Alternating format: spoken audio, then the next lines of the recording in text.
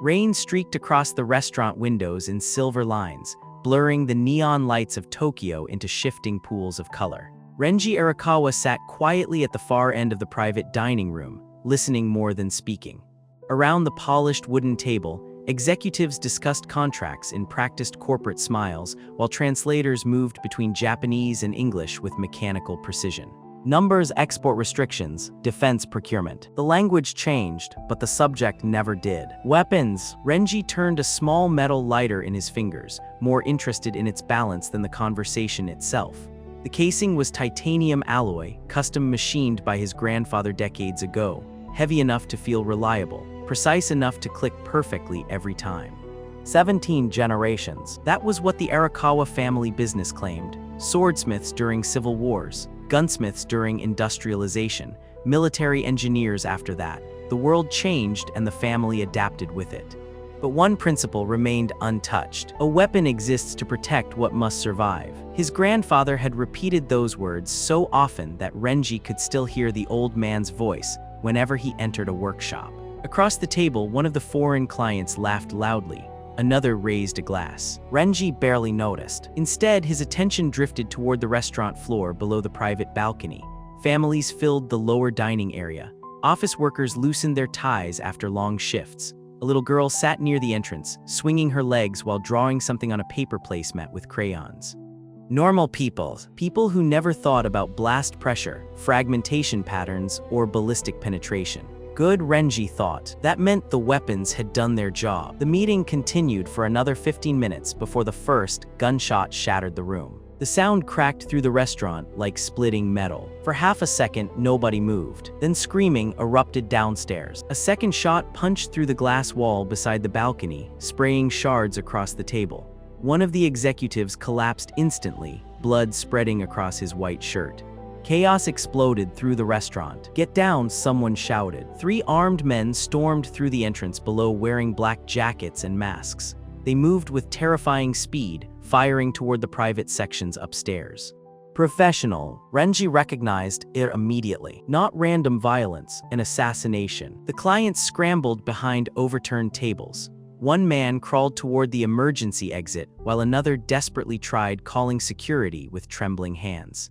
Renji stayed low behind the balcony railing, forcing himself to breathe steadily. Count movements, track positions, 3 attackers, semi-automatic rifles, limited visibility due to civilians, 1 shooter near the entrance, 2 advancing inward. His mind processed the scene automatically, cold and methodical. Then he saw the child. The little girl from earlier crouched beneath a table near the center of the restaurant floor, frozen, too terrified to move. One of the attackers stepped closer, sweeping the rifle across the room. Renji's jaw tightened. Someone needed to reach her now. He could still escape. The side staircase behind the private rooms remained open. For one brief moment, survival whispered inside him. Then the girl looked up. Wide, terrified eyes met his across the chaos. Renji moved. He vaulted the broken balcony railing and landed hard against the lower floor. Pain shot through his shoulder, but he ignored it, rushing through overturned chairs toward the child. "Come here," he said sharply. The girl stared at him in shock. Another gunshot thundered nearby. Renji grabbed her and pulled her behind a support pillar just as bullets tore through the table where she had been hiding seconds earlier. The restaurant lights flickered. People screamed. Glass shattered somewhere behind them. "Listen to me," Renji said, kneeling in front of the trembling girl. His voice remained calm despite the chaos around them. "When I tell you to run, don't stop. Understand?" The child nodded weakly. Renji glanced toward the emergency corridor. Too far. One attacker was already moving toward their position. The gunman raised his rifle. Renji shoved the girl toward the hallway. "Run!" The child sprinted forward. The attacker fired. Pain exploded through Renji's side like burning steel. His body slammed against the pillar, breath vanishing from his lungs. Warm blood soaked through his shirt almost instantly. But the girl kept running. "Good." Renji forced himself upright. The gunman advanced carefully now, rifle aimed directly at him. Another shot hit Renji's shoulder. His legs nearly collapsed. The world blurred around the edges. Still, he stepped sideways, blocking the attacker's line of sight toward the fleeing civilians behind the corridor. A third shot struck him in the abdomen. The impact finally drove him to his knees. Somewhere nearby, sirens echoed faintly through the rain. The attackers cursed. Police response. Too fast. One of them shouted for retreat. Renji barely heard it anymore. The restaurant's ceiling lights shimmered above him like distant stars reflected through water. His vision dimmed slowly as cold spread through his body. Strangely, he felt no fear. Only one thought remained. Did the child escape? Darkness swallowed everything. The restaurant was gone. An endless white expanse stretched in every direction without horizon or shadow. No sound, no wind, only emptiness. You died protecting someone you did not know. The voice came from everywhere at once. Renji turned. A figure stood several steps away, neither man nor woman, wrapped in flowing light that shifted like liquid glass. Its face remained impossible to focus on. Renji stared for a moment before speaking. So this is death. The being tilted its head slightly. You are calmer than most. I assumed dying would hurt more. That seemed to amuse the entity. You spent your life creating weapons, Renji Arakawa. Yet in the end, you chose to shield a stranger rather than save yourself. Renji lowered his gaze quietly. I only did what anyone should have done. No, the being replied. Most would have run. The white void trembled faintly around them. There is another world, the god continued. A harsher one. A world of monsters, nobility, warfare, and magic governed by laws unlike your own. Magic. Renji frowned slightly. The word sounded absurd even here. The being extended a hand toward him. Would you like to live again? For the first time since waking in the void, Renji hesitated. Another life, another world, another chance. Slowly he nodded. The white light swallowed him instantly. Cold air brushed against soft skin. Distant voices echoed nearby. A woman crying softly, someone laughing with relief. Renji tried to move, but his body felt impossibly small and weak. His eyelids fluttered open. Blurred candlelight filled his vision. Stone walls, wooden ceiling beams, a medieval room illuminated by fire instead of electricity. Then a man's exhausted voice spoke nearby. The third son. Renji stared upwards silently from the cradle, and somewhere deep inside him, he understood. His second life. The first sound Lucian heard was wind cutting through wooden slats. Cold, persistent, almost alive. He lay in a small cradle carved from dark timber, staring upward at a ceiling that creaked with every gust outside. The scent of oil, herbs, and distant smoke filled the room, nothing like the sterile air of Tokyo he could still vaguely remember, though that memory already felt distant, like a story he had once read rather than lived. A woman's voice spoke softly nearby, not to him but about him. Quiet, he finally stopped crying. Another voice answered with a tired sigh. Third son of the Eisenwald line, at least he's healthy. Eisenwald. The name settled in his mind, without meaning yet. Lucian blinked slowly, testing the limits of his new body. Small hands, weak muscles, a heartbeat far faster than it should be. He tried to move his fingers deliberately as if testing a tool. The result was immediate frustration. No precision, no control, just instinct. He stopped moving and observed instead. Observation was always the first step. Days passed in fragmented impressions. Warm hands lifting him, cold nights wrapped in thick cloth, candlelight flickering against stone walls, voices shifting between calm and tense, the rhythm of a household constantly aware of something beyond its walls. Outside, he sometimes heard distant bells. Not peaceful bells, alarm bells. He learned quickly that silence here did not mean safety. The Eisenwald estate revealed itself slowly, like a structure emerging from fog. Stone walls reinforced with timber beams, narrow windows designed more for defense than comfort. Guards moving in pairs along corridors, their armor worn rather than polished. Servants speaking in hushed tones, always efficient, never relaxed. This was not a palace. It was a fortress pretending to be a home, and beyond it lay the frontier. Lucian saw it for the first time when he was carried outside during midday sunlight. Beyond the estate, gates stretched land that looked half-tamed and half-abandoned. Fields of uneven soil, patches of scorched earth, and forests that grew too close to roads as if testing how far they could advance. In the distance, mountains cut through the sky like broken blades. Something about them felt wrong. Not visually, structurally, as if the land itself had been shaped by forces that did not follow natural order. He watched silently from the servant's arms. A knight passed by on horseback, armor scratched and dull.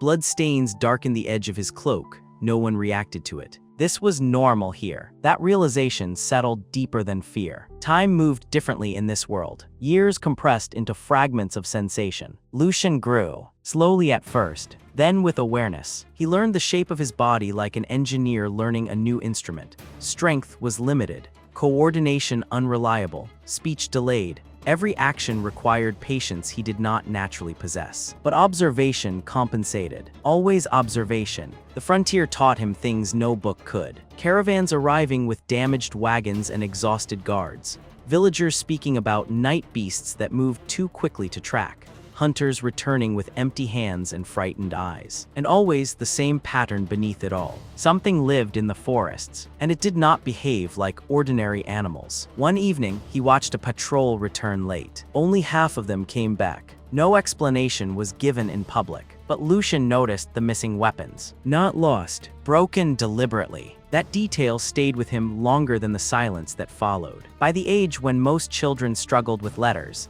Lucian was already reading. Not because he was taught properly, but because he watched long enough. The estate library was small, more like an archive room than a scholarly collection.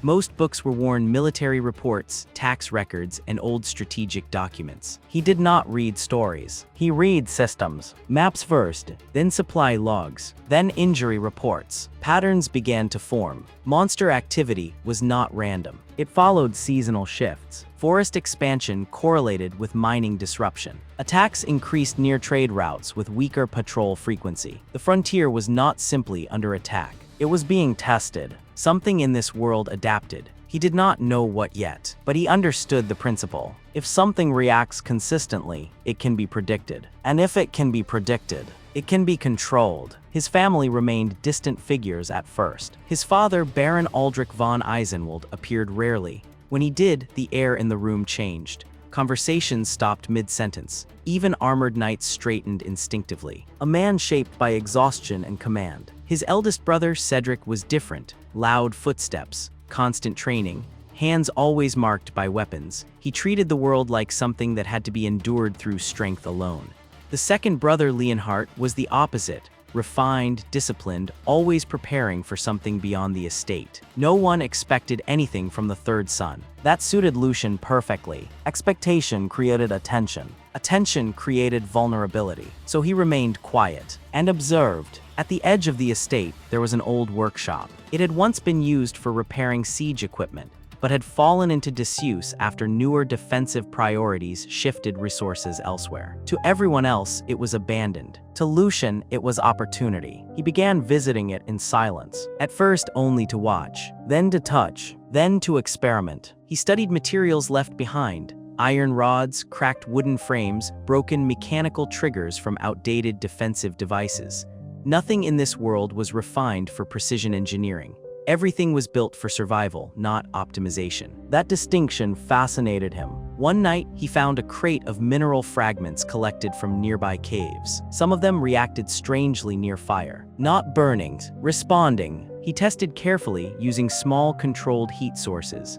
The reaction was inconsistent at first, violent bursts of light followed by collapse. Unstable, dangerous, but predictable under specific conditions. He began documenting patterns using charcoal marks on scrap wood, temperature thresholds, pressure sensitivity, material combinations. For the first time since arriving in this world, something felt familiar. Not comfort, control. The first real failure came without warning. A small reaction chamber he had built from reinforced metal tubing overheated during a test. The explosion was sharp, contained, but powerful enough to blow him backward into a wooden support beam. Smoke filled the workshop. Lucian did not move for several seconds. Pain registered late. A bruise forming across his arm. Burned air in his lungs. He slowly sat up, then looked at the broken device. Not disappointment. Assessment. The containment failed at pressure variance, not material weakness. That meant the concept was valid, just not refined. He exhaled slowly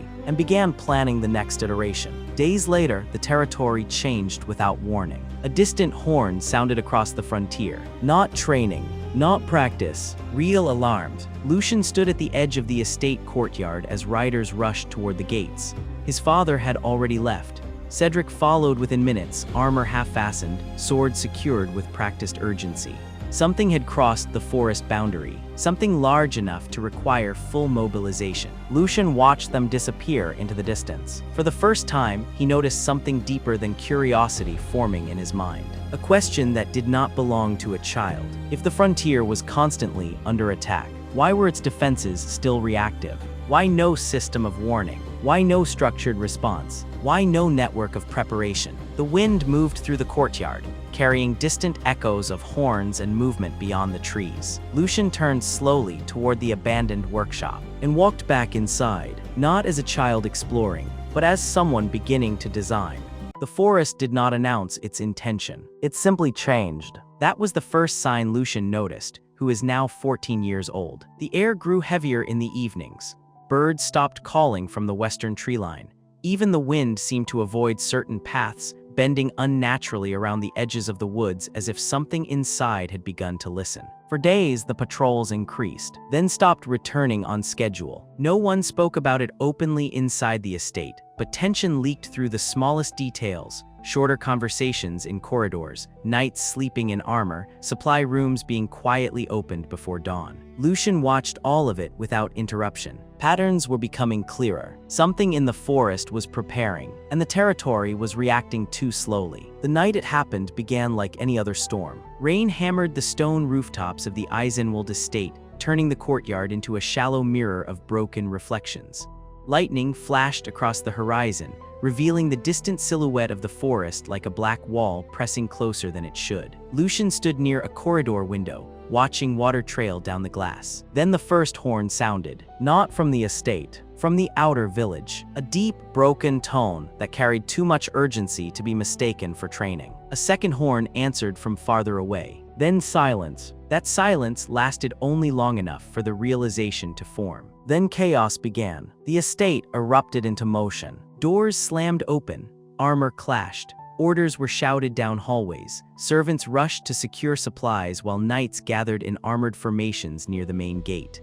Lucian stepped out into the corridor. No one stopped him. At his age, he was still invisible enough to be ignored in emergencies. That invisibility had always been useful. Now it felt different. Outside, Cedric was already mounted, tightening the strap of his heavy sword with one hand while giving rapid instructions to subordinate knights. Leonhardt stood beside him, calm but sharply focused, issuing structured commands to stabilize the defense line before departure. Their father arrived moments later. Baron Aldrich von Isenwald did not rush. He walked, every step heavy with authority. The courtyard quieted instantly. "Report," he said. A scout knelt soaked in rain and blood. West Village breached, forest line collapsed, unknown monster type, multiple units lost before contact formation established. A pause, then the scout added, voice shaking despite effort to control it. "They are not behaving like beasts." Lucian felt something shift at those words. Not fear, recognition of anomaly. Cedric did not wait for permission. He turned his horse sharply. "I'm going," he said. Leonhardt followed without hesitation. The Baron did not stop them.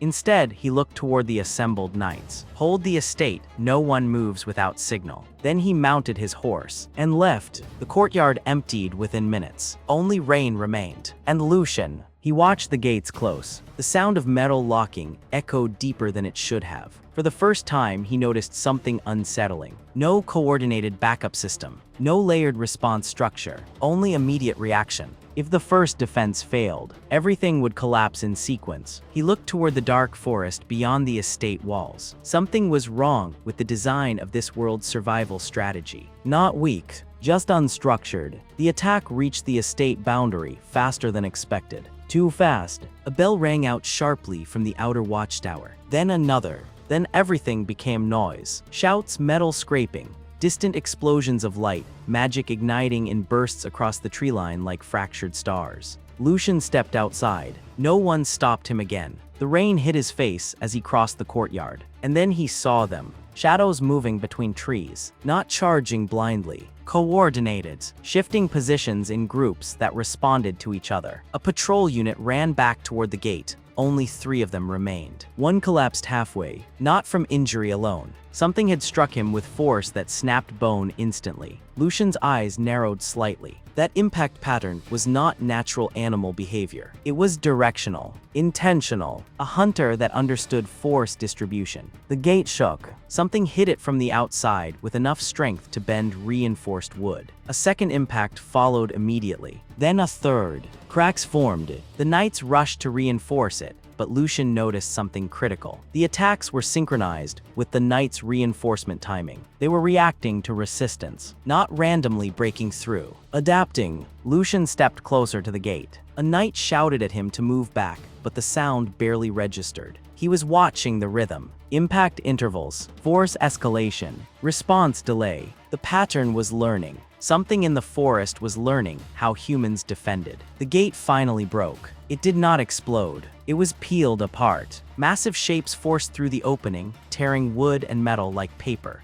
Rain illuminated them in flashes. Large quadrupedal forms covered in layered black hide. But their movement was wrong. Too coordinated. Too precise. Behind them, smaller units moved like scouts, testing angles, finding blind spots. One of the knights shouted an order and charged. The creature turned slightly and killed him in a single motion. No hesitation, no wasted movement. Lucian's breath slowed. This was not a beast attack. This was a structured incursion. The courtyard became a battlefield in seconds. Knights formed defensive lines. Magic users cast unstable barrier spells that flickered under pressure. The monsters did not break formation. They adjusted. Every time a line formed, they shifted focus elsewhere. Every time a defense stabilized, they probed another weakness. Lucian watched from the edge of the chaos. His mind was no longer processing emotion, only structure. This was not strength versus strength. It was system versus system, and their system was failing. He saw Cedric's unit enter the battle from the far side of the forest line. Heavy armor, direct charge, controlled aggression. It worked briefly. Two of the larger creatures fell.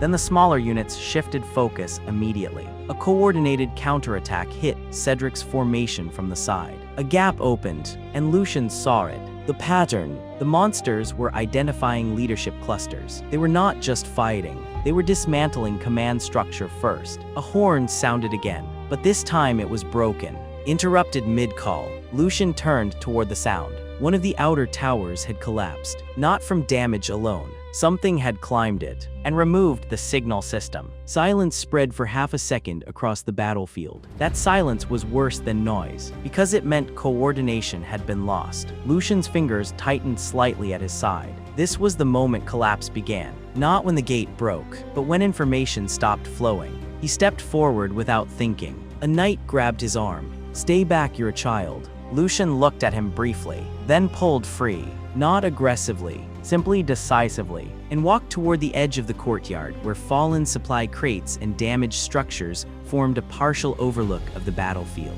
From there, he could see everything. And more importantly, he could see the structure of failure. His father's forces were strong. His brothers were skilled, but the battlefield itself had no system, no layered communication, no fallback signaling, no predictive response, only reaction. Lucian's eyes moved across the chaos, and something in his expression changed for the first time since birth. Not emotion, realization. If strength alone was insufficient, then survival required design. Not weapons, system. The rain fell harder. The monsters advanced again, and Lucian von Eisenwald silently began to understand what his second life was meant to be. The morning after the raid did not feel like morning. It felt like exhaustion that refused to leave. Smoke still clung to the outer courtyards of the Eisenwald estate. Burned timber had been dragged aside, broken armor stacked in silent piles near the armory. The smell of wet ash mixed with iron made the air heavy enough to taste. Lucian stood at the edge of a damaged walkway, watching servants wash blood from stone. No one spoke loudly. Even the knights moved differently now, slower, quieter, as if volume itself might summon another disaster. The monster attack had ended, but nothing felt resolved. It felt like a warning that had already happened too late. Cedric returned first. He arrived at dawn on a wounded horse, armor dented and darkened by dried blood. Two knights helped him dismount. He refused further assistance and walked on his own, even though his left arm hung slightly unsteady at his side. Leonhardt arrived later, escorting a column of surviving soldiers and injured villagers. Neither brother spoke much. That silence said enough. The frontier had survived. Barely. Lucian watched from a distance as medical tents were raised in the courtyard. His father stood at the center of it all, speaking with commanders in low, controlled tones. His voice never rose, but every sentence shifted decisions immediately. A man used to managing collapse. But even he paused once. When a report was placed in his hand, Lucian noticed that pause. Only for a second. But it was there. Something had changed in the way the territory functioned now. Not broken, exposed. That night, Lucian did not sleep. He returned to the abandoned workshop. The same place that had once felt like curiosity now felt like necessity. Rain tapped against the roof in steady rhythm as he examined what remained of his earlier experiments. Half-burned markings on wood, cracked metal tubes, charred mineral fragments still faintly warm with residual mana. Everything had survived the raid untouched. Ironically, the workshop had been ignored by the monsters entirely. Because it was irrelevant, that thought stayed with him longer than it should have. The first idea came while he was cleaning debris. Not a weapons, a delay. He picked up a broken iron rod and studied it carefully. The monsters had not broken through because of strength alone. They had broken through because defenses reacted after impact. Every countermeasure depended on visibility or sound. Everything required awareness first, which meant there was always a delay, even a small one. But delay, he realized, was a form of weakness. If an enemy could act faster than response, then defense always arrived too late. Lucian set the rod down slowly. What if, he murmured to himself, the response is already placed before the attack happens? The idea was not emotional. It was structural. Over the next several days, he began collecting materials from storage. No one questioned him. He was still the third son, still invisible in the hierarchy of urgency. That invisibility allowed him access to discarded military equipment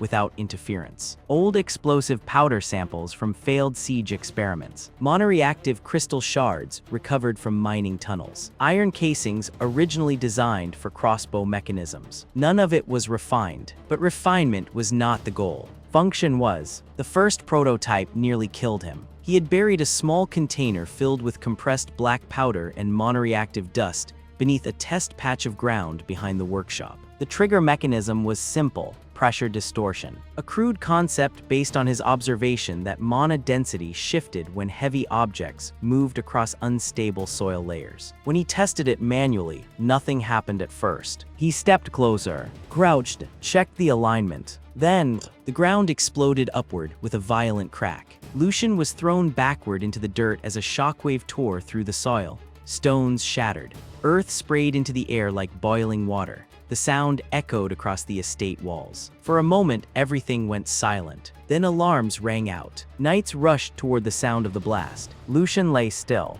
not unconscious, just evaluating. The explosion radius was inconsistent. Containment failure at uneven mana dispersion. But the core principle worked. The reaction had triggered without needing visibility, without needing human intervention. It had activated automatically. He slowly sat up. Dirt slid from his hair. A faint burn mark spread across his sleeve. And for the first time since arriving in this world, Lucian allowed himself a small, quiet breath of satisfaction. "You nearly blew up half the estate." The voice came from behind him. Lucian turned. Cedric stood there, arms crossed, expression unreadable.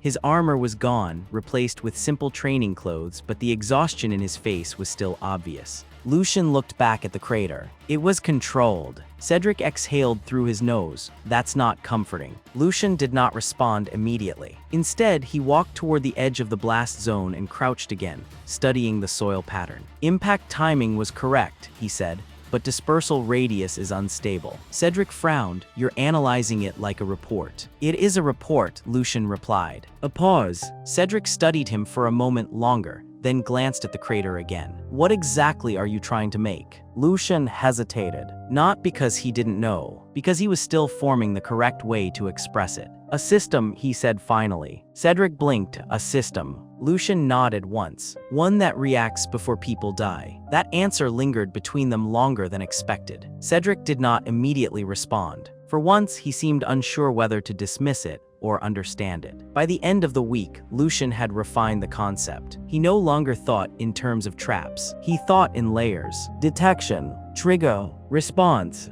Each one independent, each one redundant. If one layer failed, another would compensate. He began burying small monoreactive devices along forest approach paths outside the estate boundary. Not deep enough to be visible, but carefully spaced according to terrain flow patterns he had mapped mentally after the raid. Knights noticed strange markers at first. Small disturbed patches of soil, thin wire-like structures hidden under roots. But no one removed them, because the Baron had given no order to interfere with the third son's tests. The second monster encounter came sooner than expected. A scouting wave this time. Smaller, vaster, testing the territory. Lucian did not see them directly. He only heard the result. A low series of distant detonations echoed through the forest like rolling thunder trapped under earth. Then silence. Later that evening, a patrol returned from the western line. Confused, alert, alive. One of them reported finding monster bodies scattered along a forest path they had not engaged on. No knight had been deployed there. No spellcasters, no direct combat. The creatures had simply crossed into an area they should not have entered, and then stopped existing. The report reached the estate hall before sunset.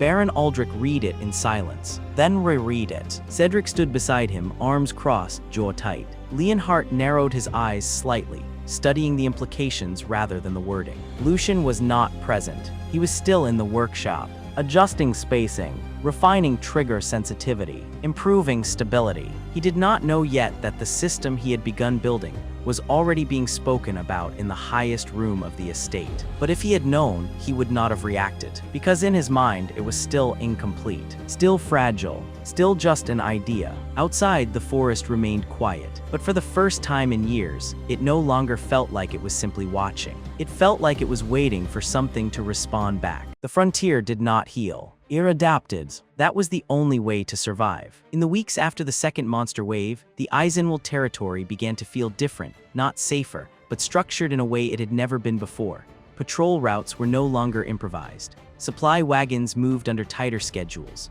Watchtowers were repaired with reinforced wood and iron bands instead of simple patchwork. And along the forest boundary, strange, restricted zones appeared. Knights did not speak about them openly. They only avoided them, because no one had received a clear order explaining what they were. Only one truth circulated quietly among those who had seen the aftermath of the forest incident. If something stepped there, it did not come back. Lucian did not attend the discussions in the main hall. He rarely did. Instead, he continued refining his systems in silence. Each improvement came from observation of failure. A misaligned trigger in one zone, delayed ignition in another, a patch of soil that absorbed mana too quickly, rendering a device inert. He did not celebrate successes. He only cataloged weaknesses. That was the difference between invention and survival engineering. One was creation, the other was responsibility. Cedric visited the workshop one evening without announcement. He did not knock. He simply opened the door and stepped inside, as if testing whether Lucian had finally become dangerous enough to justify interruption. Lucian was kneeling over a wooden frame covered in small crystal nodes. He did not look up. "You're late," he said calmly. Cedric glanced around the room. The space was no longer a discarded workshop. It had become something else, a controlled environment of testing debris, marked soil samples, and modified military components arranged with deliberate spacing. "The entire western forest line is becoming a maze," Cedric said finally. Lucian adjusted a crystal alignment without hesitation. "It is not a maze." "Then what is it?" "A delay network." Cedric frowned. "That sounds like the same thing." Lucian paused briefly. "It is not." The distinction was not emotional. It was technical. Cedric stepped closer, careful not to disturb anything. "Father wants a report, officially." Lucian finally looked up. "For what?" Cedric hesitated. "That's the problem," he said. "He doesn't know how to categorize what you've done." A silence followed. Lucian returned his attention to the device. "Then categorize it as survival probability increase." Cedric exhaled slowly. "That is not how nobles write reports." Lucian replied without looking at him. "Then nobles write incorrect reports." That earned a faint, tired look from Cedric. Not anger, resignation. The report was never written by Lucian, but it was written about him. By others. First came the patrol commanders, then the logistics officers, then visiting supply merchants who had witnessed the strange absence of monster activity along certain routes. And finally, the Baron's own advisors. The words varied, but the pattern was consistent. Unusual defensive success, unexplainable reduction in monster infiltration, high-risk zones becoming unexpectedly stable, and always the same detail. No direct engagement required. Baron Aldrich read the compiled reports in silence. The hall was empty except for him and Leonhardt. Rain tapped against the stained glass windows, muting the outside world into a dull rhythm. Leonhardt stood with his hands behind his back, expression controlled but sharp. "This is not conventional defense," he said. "No," Aldrich replied. "It's not even tactical warfare," Leonhardt continued. "It's environmental control." Aldrich turned a page slowly. "Do you think it is stable?" Leonhardt hesitated. "That depends on whether you consider explosions under your own territory stable." Aldrich did not respond immediately. Instead, he set the report down. "The frontier does not survive through stability," he said quietly. "It survives through results." A pause. Then he added, "And it is surviving better than it has in years." Outside, Lucian remained unaware of the political weight forming around his work. For him, the system was still incomplete. He had identified a new problem. Monster behavior was evolving faster than expected. Some patrol reports suggested creatures were now avoiding certain forest paths entirely. Not out of fear, out of rerouting. That meant adaptation, which meant observation, which meant intelligence. Lucian stared at a crude map pinned to the workshop wall. Dots marked explosion points, lines marked patrol routes, empty spaces marked avoidance zones. He traced them silently with his finger. "They are learning the layout," he murmured. That was not acceptable. A system that could be learned was a system that could be bypassed. He began redesigning immediately. The summons came 2 days later. A formal request from the main estate hall. Lucian was not told why, only that he was required to attend. He arrived in plain clothing, hands still faintly stained with soil and manor residue.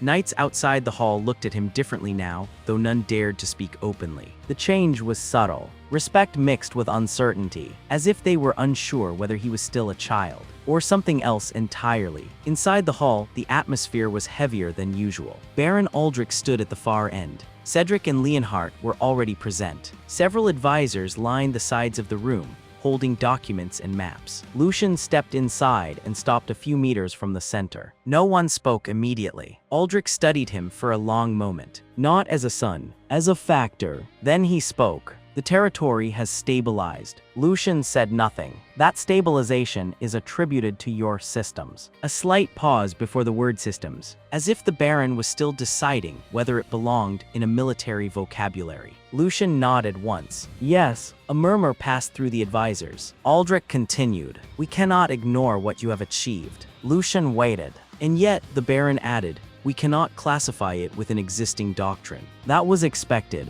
Lucian replied simply, "Then doctrine is insufficient." Silence tightened in the hall. Cedric glanced at him briefly. Leonhardt narrowed his eyes slightly. Aldrich exhaled through his nose. "You will attend the Royal Military Academy," he said finally. That sentence shifted the atmosphere instantly. Lucian blinked once, not surprised. Confirming, Aldrich continued, "You will be formally evaluated, trained, and integrated into national military structure." One of the advisors looked uncertain. "Baron, is that wise for the third son?" Aldrich's voice did not rise. "It is necessary." He turned slightly toward Lucian. "Your methods are effective, but they are isolated. If you remain here, they remain unchallenged, unrefined, and politically invisible." A pause. Then, "The capital will test them." Lucian understood immediately. This was not only education, it was exposure. And exposure meant scrutiny. He nodded once. "I understand." That evening, Cedric found him alone near the estate wall. The sky was clear for the first time in weeks. Wind moved quietly through the damaged outer fields. Cedric leaned against a stone pillar. "You're going to the capital," he said. "Yes." Cedric looked at him for a long moment, then spoke more quietly. "People there won't care about your systems." Lucian replied without hesitation. "They will adapt." Cedric gave a short laugh, but it carried no humor. "That's not what I mean." A pause. Lucian turned slightly. Cedric pushed off the pillar. "Out there, you're not the third son of Eisenwald," he said. You're just a frontier noble they've never seen before. Lucian absorbed that, not emotionally, strategically. Cedric looked at him one last time. Just don't forget you're still human. Then he left. Lucian remained alone. The wind moved across the field, passing over invisible boundaries he had helped create. Somewhere in the distance, a patrol bell rang once, then stopped. He looked toward the forest, then toward the road leading away from the territory. Both paths existed now, one inwards, one outwards, and for the first time since his reincarnation, Lucian realized something simple. His experiments were no longer confined to a frontier. They were about to be tested by an entire world. The Royal Military Academy did not change Lucian von Eisenwald. It tested him, and over time, it began changing everything around him instead. Arrival, the capital of rules. The capital was built like a diagram drawn by someone who feared disorder. Everything had a place. Everything had hierarchy. Even the air felt divided into invisible layers of status. Lucian, who is now 16 years old, noticed it the moment he stepped through the academy gates. Students gathered in clusters based on noble rank. Conversations were carefully balanced between politeness and dominance.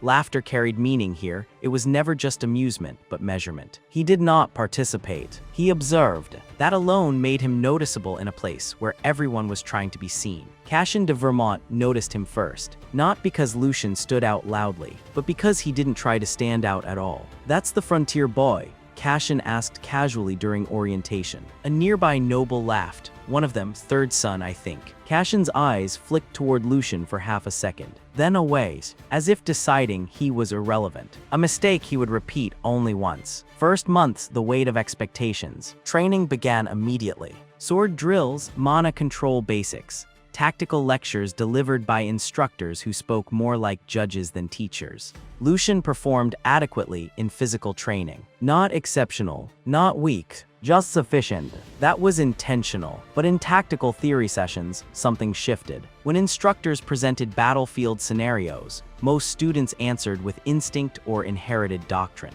Lucian answered with structure, not opinions, analysis. He didn't say attack here or defend there. He broke situations into systems. Supply flow, terrain advantage, communication delay, morale collapse points. At first, instructors dismissed him as overcomplicating simple problems, but his predictions kept proving correct. Slowly, their dismissal turned into silence, and silence turned into observation. First field mission, the village that wasn't prepared. 2 months after arrival, the academy deployed students to assist a frontier village experiencing monster activity. It was framed as practical exposure, but the reality was different. Lucian recognized it immediately upon arrival. This was not controlled training. This was survival. The village had already been attacked twice. Fields were torn open, livestock gone.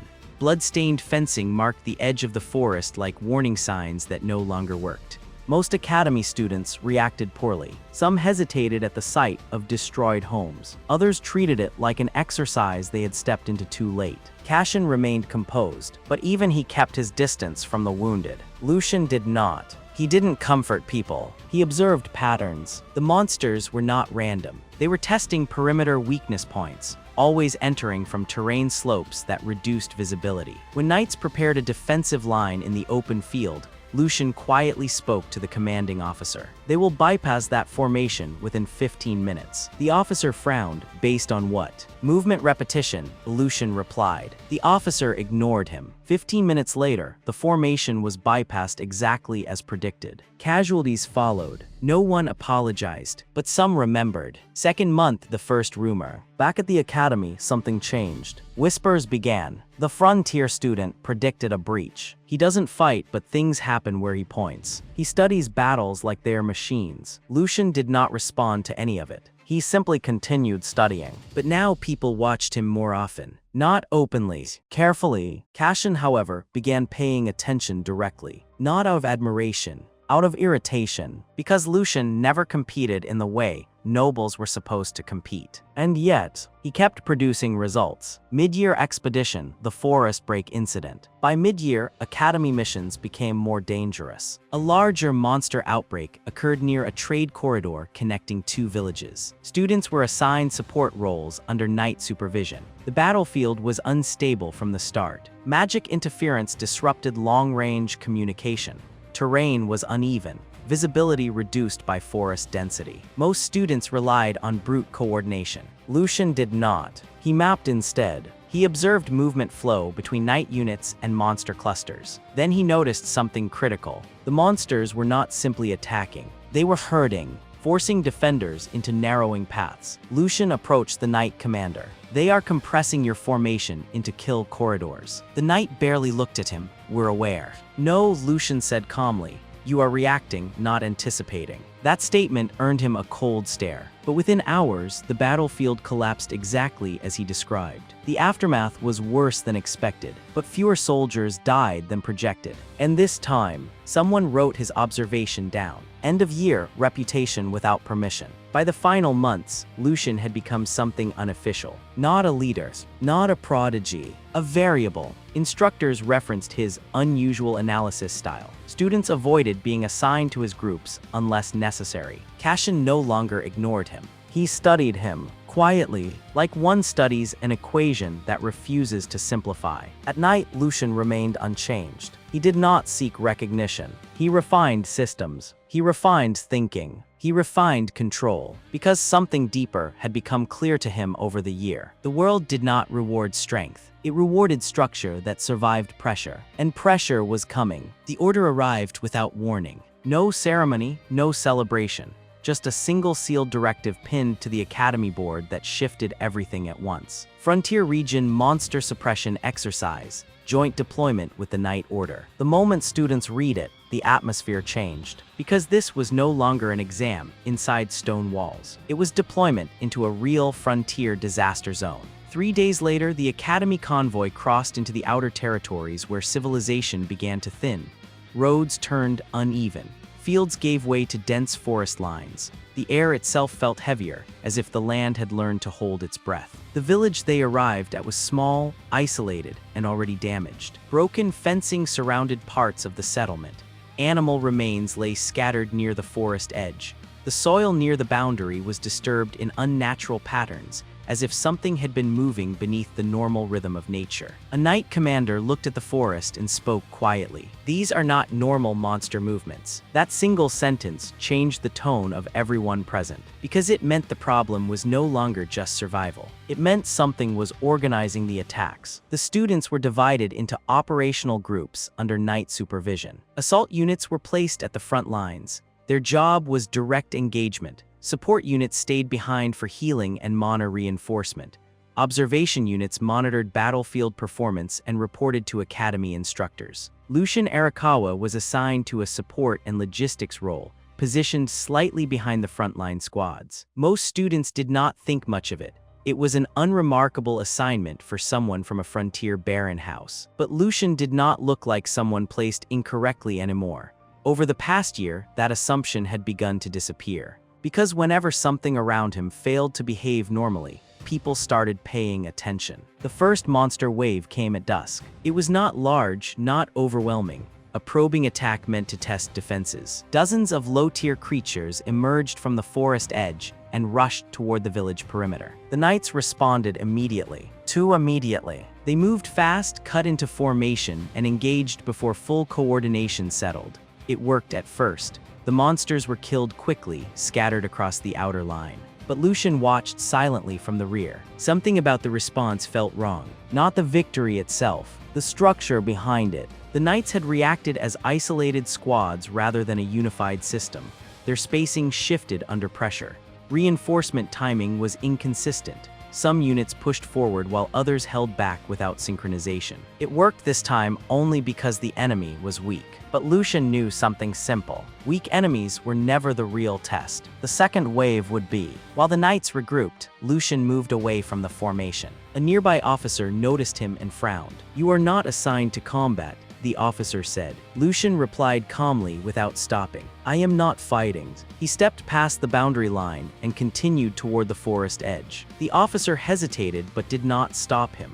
There was no time for unnecessary disputes in a zone where the next attack could begin at any moment. Lucian walked until the noise of the village faded behind him and only the forest remained ahead. Then he knelt and began placing small iron rods into the ground at specific points along the outer approach paths. They looked simple, hollow metal pieces with faint mineral dust embedded inside. Nothing about them suggested importance. But Lucian placed them carefully, spaced with precision that did not match improvisation. When he finished, he stood still for a moment and looked into the forest. "They will not move the same way twice," he said quietly to himself. Night arrived faster than expected. The second wave came with it. This time, there was no randomness. The monsters emerged in layers, not as scattered beasts but as coordinated groups. Some advanced directly toward the village. Others moved along the forest edge, probing weak points. Faster units broke off and attempted to flank the defensive line. The knights noticed immediately.